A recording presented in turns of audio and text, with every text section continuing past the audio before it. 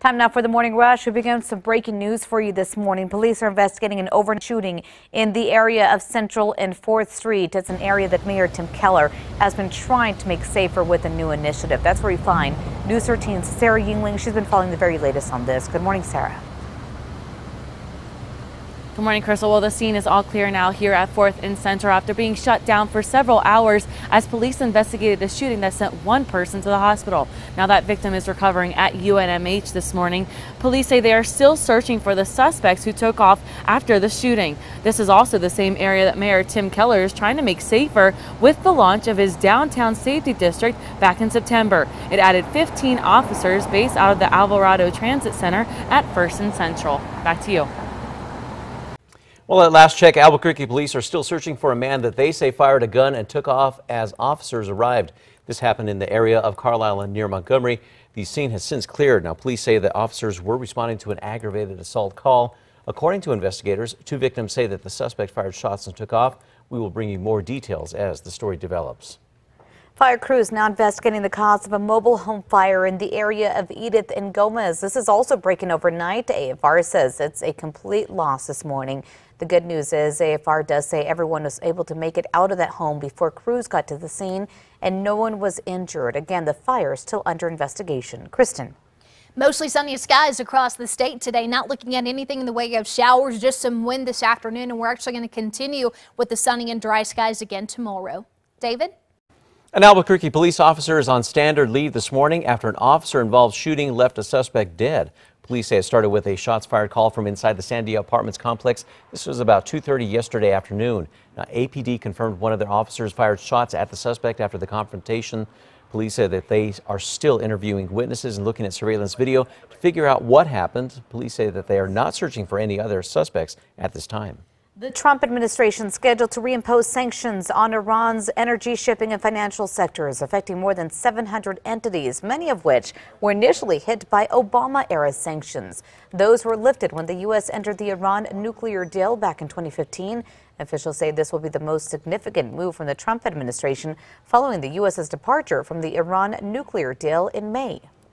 Well, ahead of the midterm elections, both President Trump and former President Obama are on the campaign trail, delivering closing arguments for their party's candidates. President Trump spent the last few days crisscrossing the country on behalf of Republican candidates with a focus on immigration.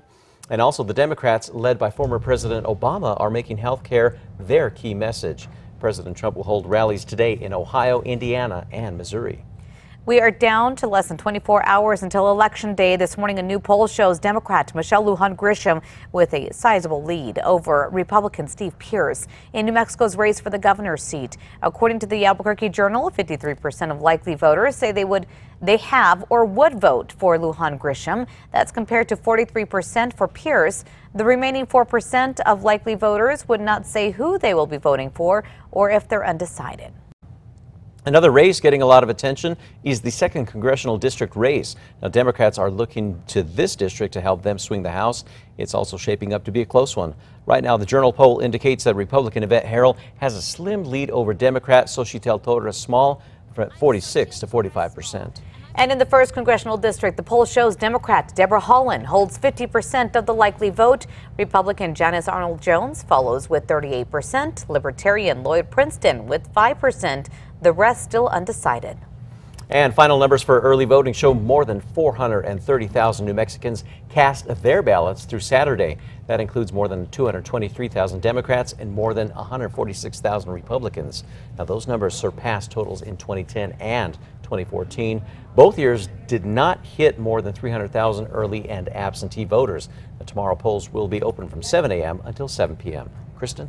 Today's Metro Threat Index at a 4, mainly driven by those breezy conditions we have this afternoon, about 15-20 miles per hour out of the northwest. And don't forget the jacket chilly start with temperatures down to the 40s this morning. Crystal?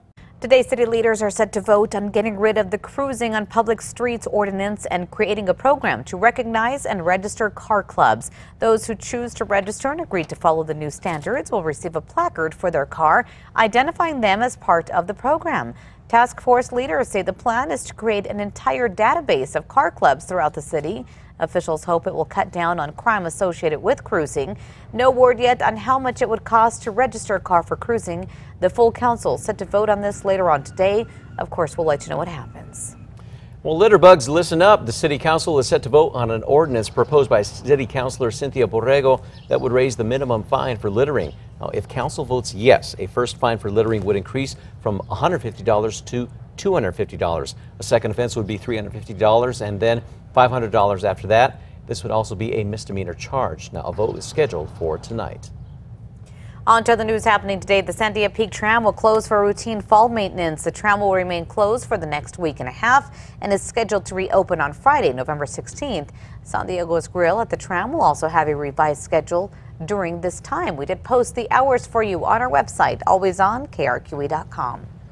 A Rio Rancho teen is battling his toughest fight yet after a recent cancer diagnosis, and you can help him out this morning. Back in March, Joseph Trujillo suffered a concussion during a hockey game. The doctor found he was diagnosed with a form of brain cancer. Joseph's first ever hockey coach, Nick Unken, is a lieutenant with the Rio Rancho Police. He let his co-workers cut his hair for $10 a snip. There's also a GoFundMe account. You can find a link to that at KRQE.com.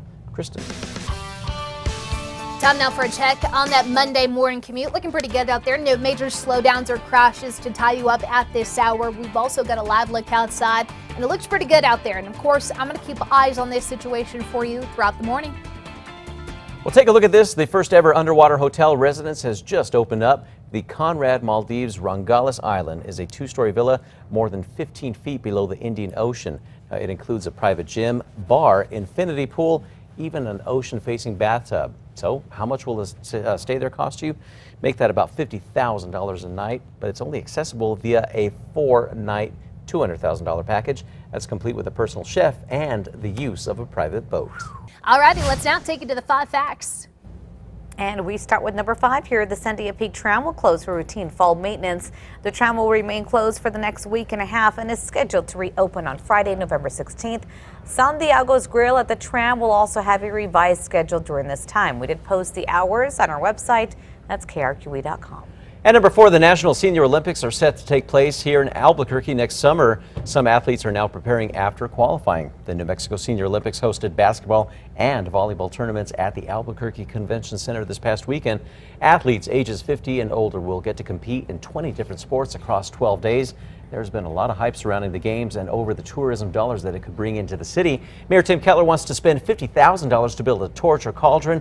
In all, 19 states were represented at this weekend's senior tournaments. That brings us to number 3. We've got temperatures in the 60s today, sunny skies and breezy conditions. Pretty quiet Tuesday, Wednesday, but by Friday, cooler temps in the 50s and likely some light rain and snow over the plains. And number 2, we'll soon find out if Election Day sees a record turnout as the early voting did.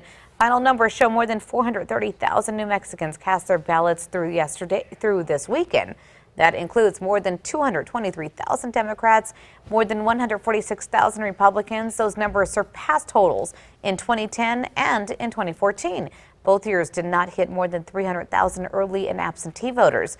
Tomorrow, polls will open at 7 o'clock in the morning. They'll close at 7 p.m.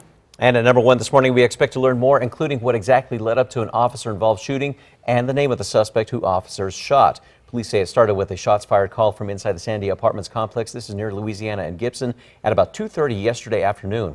Now, last check, APD says that they are still interviewing witnesses and looking at surveillance video to gather clues and to figure out exactly what happened. Now, APD did confirm one of their officers fired shots at the suspect after a confrontation and has since been placed on administrative leave. Now, no one else was injured. Right, news and weather continues over on Fox New Mexico. We'll see you on the other side.